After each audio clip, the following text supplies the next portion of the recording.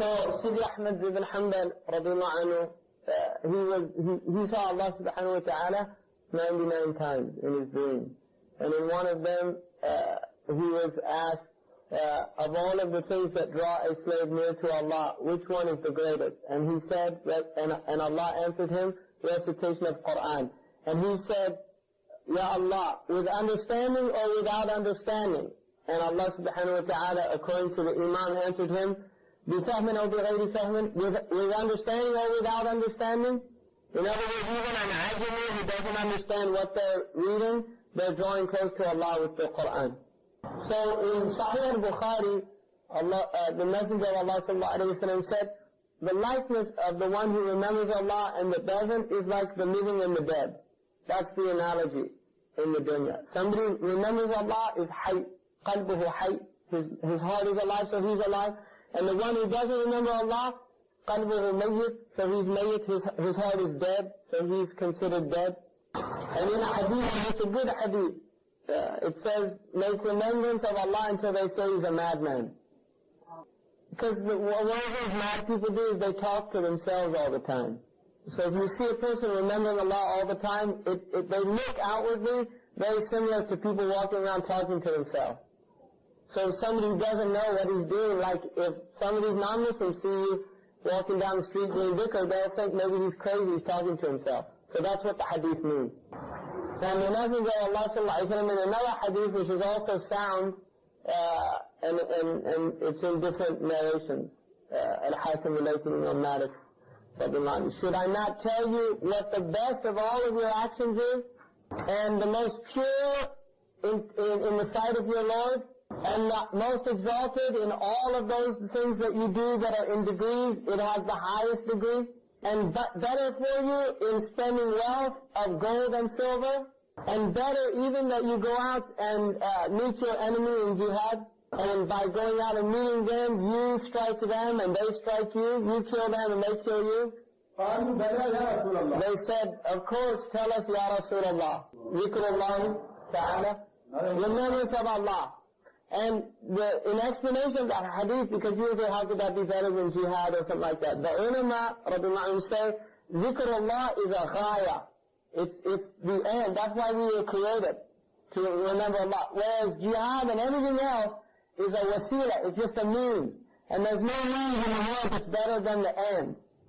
And so the reason that we were created is to remember Allah. And that's why it is the highest thing in the dunya, dhikrullah. Allah says, Adkuruni, Adkurkum. So whoever remembers his Lord, Allah remembers him, and whoever Allah remembers, He's enriched him in the dunya and the akhirah, he's in need of nothing.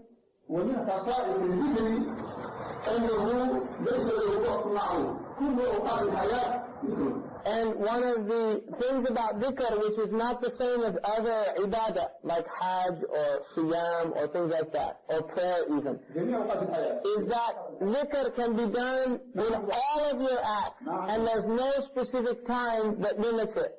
All of the human acts, including going to the toilet, having sexual relations, eating food, all of these things have dhikrs related to them. And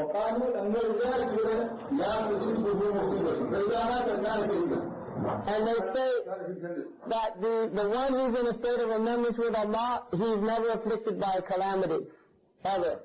Because whatever afflicts him, and he was in a state of remembrance of Allah, only raises him in rank. If he dies and he's remembering Allah, he's a martyr. So this is the treatment for the foul soul, the foul nature. That's its treatment, is to remember Allah subhanahu wa ta'ala. So we said when you want to do dhikr, you begin with istighfar. Because dhikr is to purify yourself, and obviously the reason that you need purification is because of wrong actions that have been acquired. So you begin that process by asking Allah to remove those wrong actions. And then, if Allah removes the wrong actions, then the dhikr after that you do will remove the bad effects of those wrong actions. Because the wrong actions have effects. And so you pray on the Prophet sallallahu alaihi wasallam, because prayer on the Prophet acts as a murabbi for the heart itself and purification of the heart.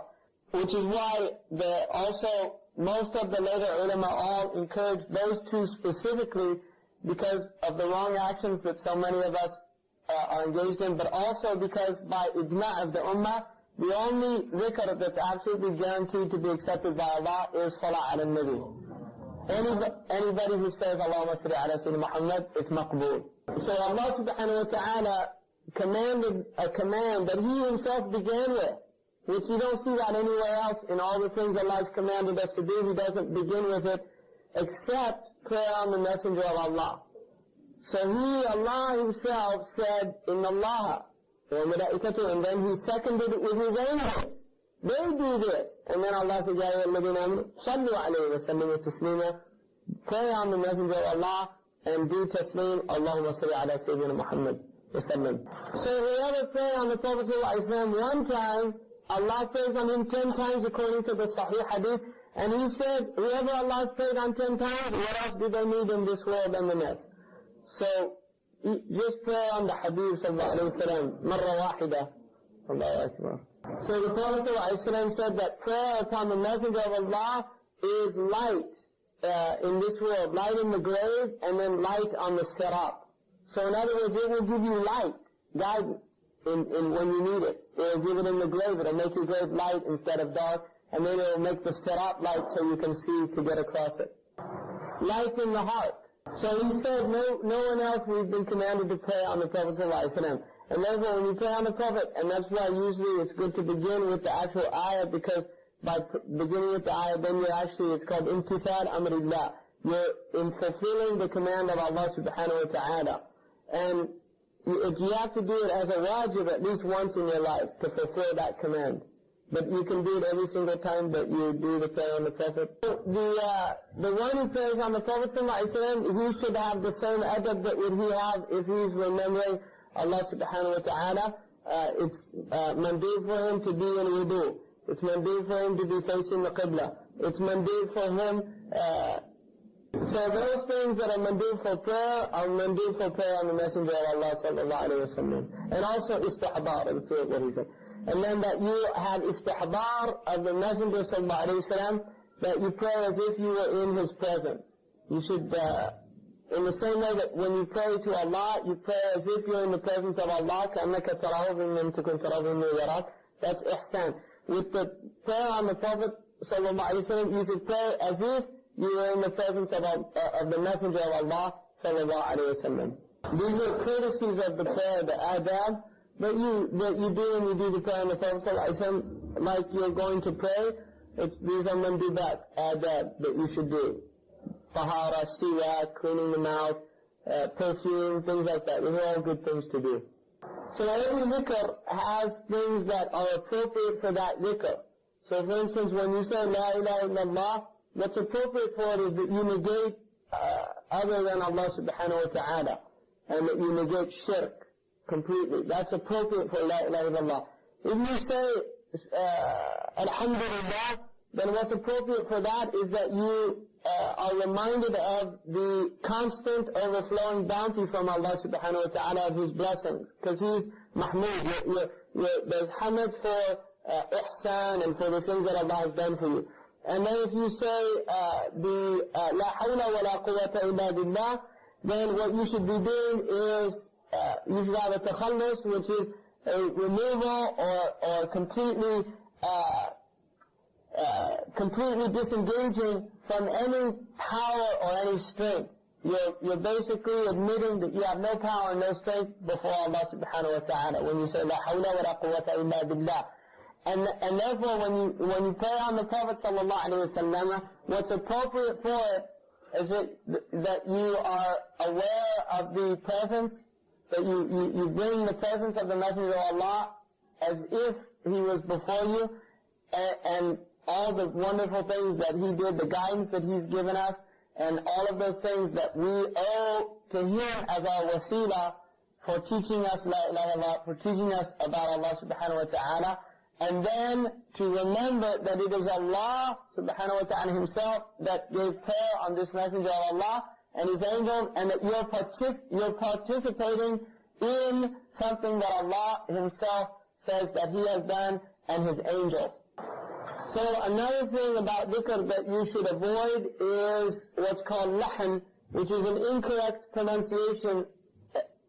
You should avoid it to the best of your ability. Obviously, some people do not have the ability to pronounce everything in Arabic properly, but you should avoid it, and you should try to learn how to say things properly. He said some of these things, mispronunciation is considered a ma'asiyah or a khata, but others are actually ridda, that it can take you into getting out of Islam.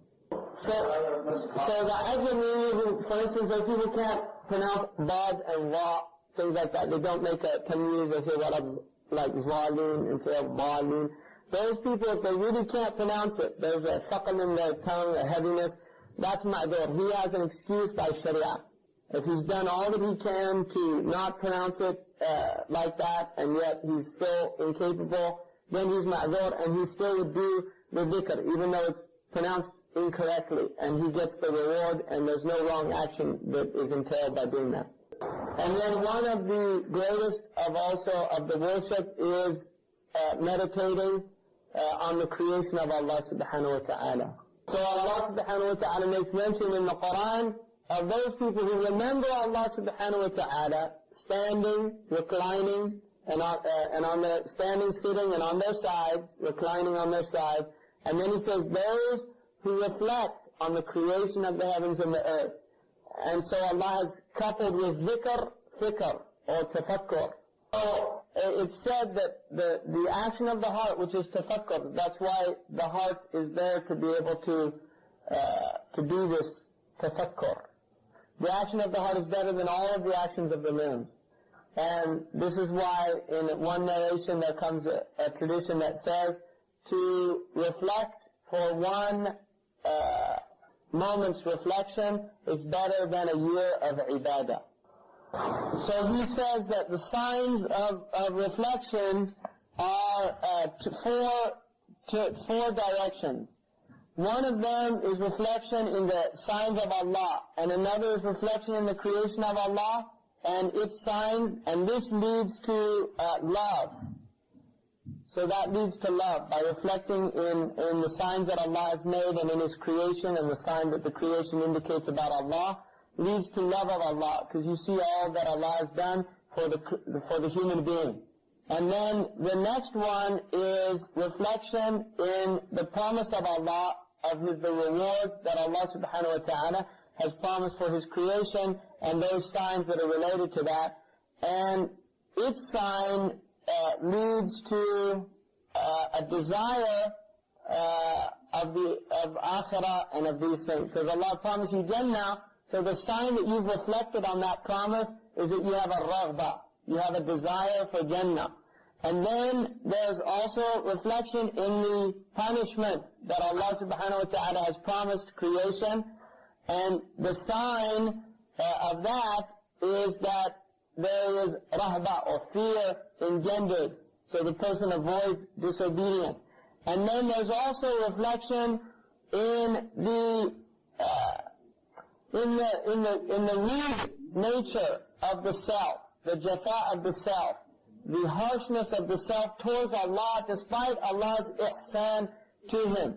So when you think of all that Allah has given you, and then you see how you respond in the little that you actually do for the sake of Allah subhanahu wa ta'ala, then this is a type of reflection that leads to shame before Allah. In other words, the sign that somebody has done this type of reflection is they have a haya with Allah. They feel ashamed before Allah, that Allah has done so much with them, and they have not done anything for Allah.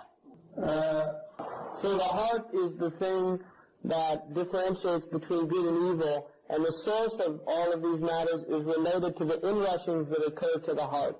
So the heart has these inrushings, khawatir that occur to the heart. It's like a guest that descends upon the heart, and there are different types of them.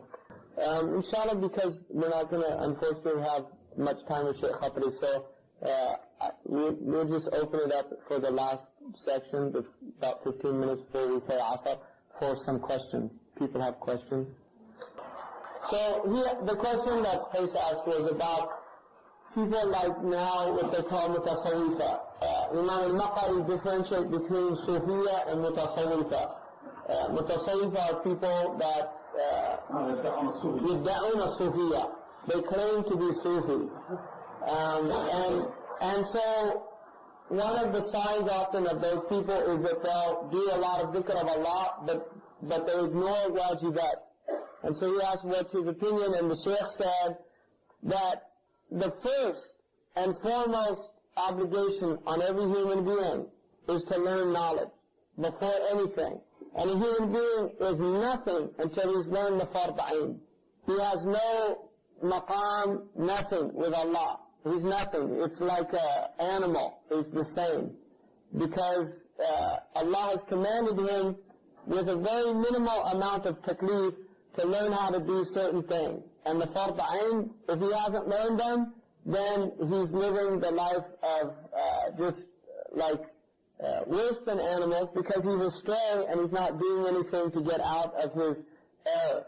And those people who learn knowledge, and Sheikh al-Khadim mentioned many of the ulama, Imam Sha'rani, Imam Shuyukh, all of the great imams of the science of the outward and tasawwuf, all say that before tasawwuf there has to be fiqh. And if you don't learn fiqh before tasawwuf, then you'll go astray. So even showing filial piety to one's parents, learning the fard is before that, the fard ayn. In other words, Allah, the highest thing after tawheed of Allah that Allah mentions in the Quran is birr al-walidain. And yet, learning what Allah has commanded you to do as a fard ayn is over birr al-walidain. If you have not done that and you're taking care of your parents and that's preventing you from learning, then you're doing something that's wrong by leaving something's right. هي تسأل مثلا عن أذكار التي امرأة اللي في الحياة أفضل ما تفعل للذكر.